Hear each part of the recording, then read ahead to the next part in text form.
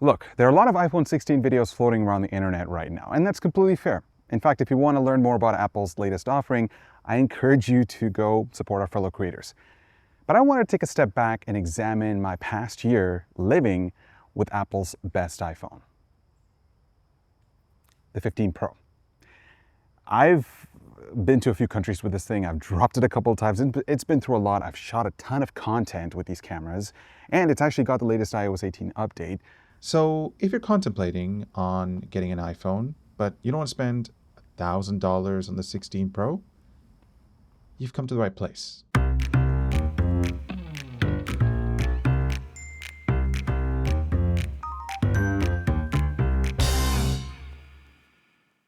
The exterior appearance on the 15 Pro is very similar to the 16 Pro. There's little to no visual distinction aside from a new color and that camera control thingy. The titanium frame is a refreshing departure from the earlier Pro model's glossy and fingerprint-prone stainless steel finish. And over the past year, this phone has been living inside Apple's fine woven leather case. And let me tell you, it was the worst $80 that I've spent on an accessory. I've been through 2 of them already, and yes, the Apple Store did replace them free of charge, but I genuinely miss the real leather cases that were offered with the older iPhones. Something about the patina was very unique based on your usage. To me, I feel like adding a case prevents major damage, and it also helps with the resale value too, right? I'm also impressed with how this front display has held up after a year without a screen protector. I mean, there are absolutely no scratches to be seen here, thanks to the ceramic shield. My Pixel 9 Pro XL picked up a few hairline scratches just from being in my pocket for a few weeks. And it's a brand new phone that was announced last month. I'm still getting used to the size, and that brings me to my next point, the form factor. Because the 15 Pro is just the perfect size for my hands. And it's also the most pocketable without sticking like a sore thumb when you're wearing tight pants. It also feels much lighter compared to the Pro Maxes, the Ultras, and the XLs of the world. I can easily reach all the corners of the display with my thumb, and of all the phones that I reviewed this past year, the 15 Pro and the Google Pixel 8 are my favorites when it comes to pocketability. Now, of course, the downside of carrying a smaller phone is the impact on battery life. It's one of the reasons why a lot of people gravitate towards the plus-size models, since you naturally expect it to get better battery life.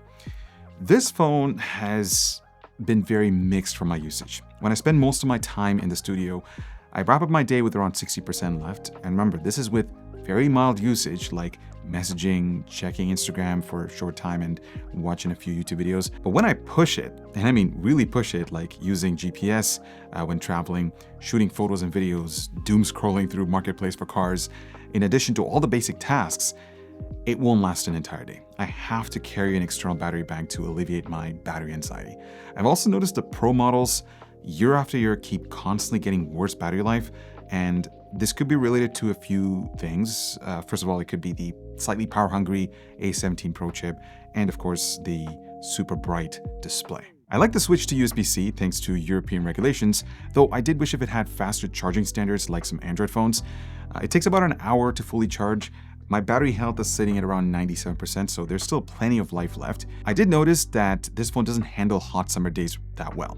If you're using it without a case, it can get alarmingly hot to a point where it just pauses charging when you need to top up. The built-in speakers are great. You're still getting a stereo setup with the earpiece at the top and bottom-facing drivers. The output is pretty strong and well-balanced for casual listening. I've had no issues with call quality, and the haptic motor inside is probably one of the strongest on any smartphone that I've reviewed so far. I love MagSafe. It is one of those features that is kind of underrated because I use it religiously every day, mounting it to my car and also docking it at night to charge the phone.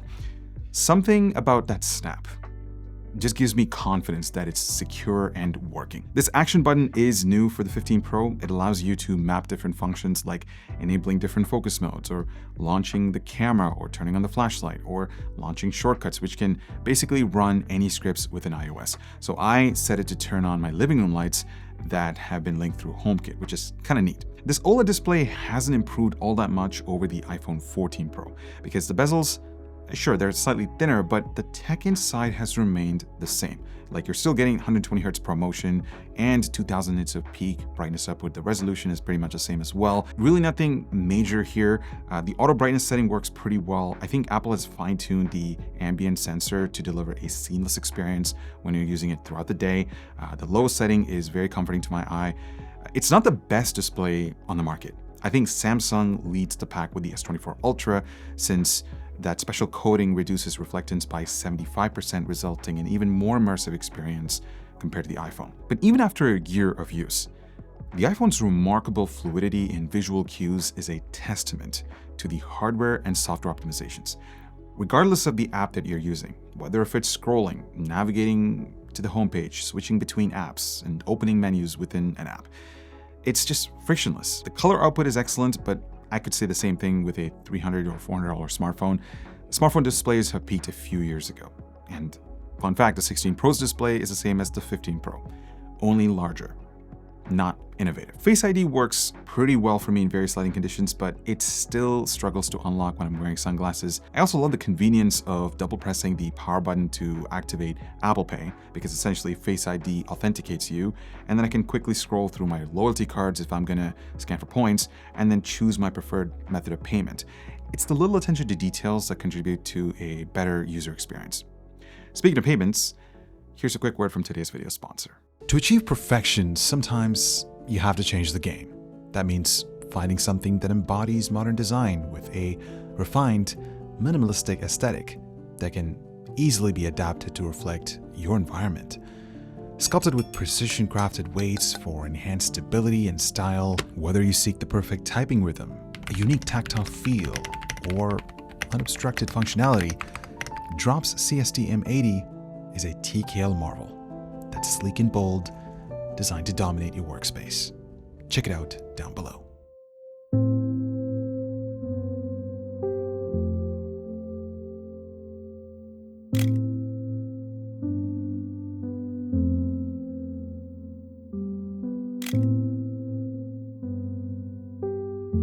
I find photography as a medium to express my thoughts, what I feel when I take a photo. It's more than just a hobby for me. Each shot that I take conveys a story, whether it's the beauty in everyday life or the intricate details of a structure. I like to play around with lighting and shadows and experiment with angles because I truly find joy in that creative process. Photography allows me to freeze time and share my unique view of the world. And every click of that shutter fuels my motivation to get the next shot. And this phone has been an incredible tool that has enabled me to shoot in a variety of conditions. The results that you see here were shot in ProRAW and then edited in Adobe Lightroom.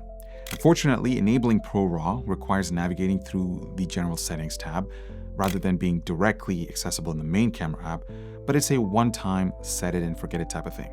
Even if you're new to smartphone photography, the camera app is the most intuitive that I've used on any device. All the controls are easily accessible and the shutter is responsive, so even stock photos come out with great detail, dynamic range, and true-to-life colors. The resolution is good enough for sharing on social media, and I love the fact that there's less software processing unlike some other players in the market. It's not quite polished like a Google Pixel, but it rather delivers a balanced result with the inclusion of ProRAW. I just love shooting in that format, and it plays really well with Adobe Lightroom. Keep in mind that enabling ProRAW can quickly consume storage, so I would consider your storage options when buying this phone if you choose to explore that avenue. Switching to video, it's no surprise what this phone can achieve. From HDR processing to details to consistent color accuracy across all three lenses to built-in image stabilization, this phone is a jack of all trades for content creators. Whether you're a beginner or a pro, you'll get impressive results. For professionals, the ability to shoot in ProRes log unlocks a whole new world of creativity. You can easily push the image to resonate what you're feeling. And if you like storytelling, this is a really nice tool to have in your pocket. I've used these cameras to shoot content for clients over my Canon R6 Mark II, and they were surprised by the results. I've shot a ton of vlog bits here for videos on the channel with the built-in microphones, and it's been great. It's the perfect B cam to complement my main shooter.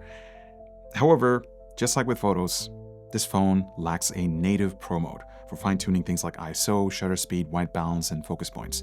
Now, I know that there are third-party apps that can fill in this gap, but having these controls built in would just make that whole video shooting experience a whole lot better. The last thing to cover here is the software experience. I've updated this phone to iOS 18, which supports iPhones as far back as the XR and the SE. In fact, it's one of the things that I admire about Apple because their software support is really, really strong. And iOS 18 brings a few cool new things to the table. So first of all, you'll notice that my home screen isn't the usual stock layout. I've customized it with my own icon pack using shortcuts. But one of the most requested features, which we finally have, is the ability to rearrange apps and widgets freely on the home screen without the need for a third-party transparent widget. This allows for a much cleaner look. You can also enable dark icons, tint them in any color, or let iOS suggest a color that complements your wallpaper. There's also options to make apps and widgets appear larger.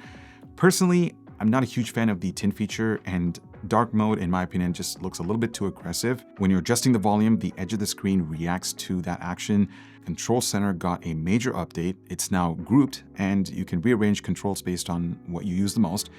However, after the update, I noticed that my smart lights just randomly start disappearing from the HomeKit widget, so that required me to reboot, and that was pretty frustrating.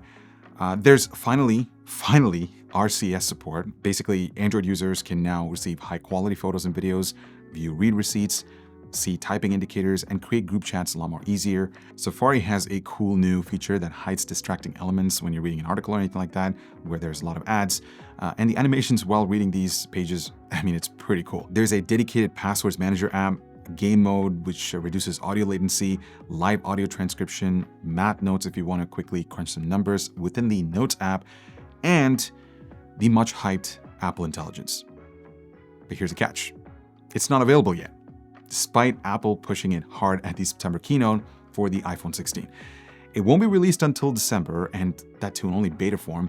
And to me, to make matters worse, it's only supported on the iPhone 15 Pro and newer. I just feel like this announcement was a bit too rushed. But we'll have to test it out to see how well it fares against some of the other LLM models on Android smartphones, so that'll be an interesting comparison, and I'm looking forward to that. But for now, yeah, it's just kind of all up in the air. I mean, look, if you have a Mac or if you're already trapped in the walls of Apple's garden, you're probably aware of the tight integrations between iOS and macOS. Features like Handoff lets you pick up what you're browsing on your phone to your desktop. AirDrop enables quicker file sharing, but it only works 90% of the time. The remaining 10% are the times where I'm absolutely frustrated when it doesn't work, because if I'm on a time crunch and if I'm going to post an Instagram reel, and if I've edited my video on my Mac in Resolve, exported the file, and if I just need to quickly AirDrop to the phone, it won't work. I just don't know why, but there are that remaining 10% are the most crucial times when I need it to work and it just doesn't. So that's pretty unfortunate. A lot of these continuity features baked into the ecosystem eliminates the need to be on your phone. Whether that's a good or bad thing, I'll leave it for you to decide. So that's the iPhone 15 Pro after a year. I see it as a tool that helps me get through my day, whether if it's creating content or emailing or doing smartphone things. What sets the iPhone apart from the other players in the market is its tight integration across all Apple devices. Now, that could change in the future with the FTC's lawsuit against Apple for market monopolization, but I guess time will tell. If you're upgrading from an iPhone 11, 12, or 13 Pro, you'll notice some of the hardware improvements. And as I mentioned in the beginning of this video, if you find this thing on sale, you won't be missing much by not having the latest and greatest model. At the end of the day, it's just another iPhone with incremental upgrades.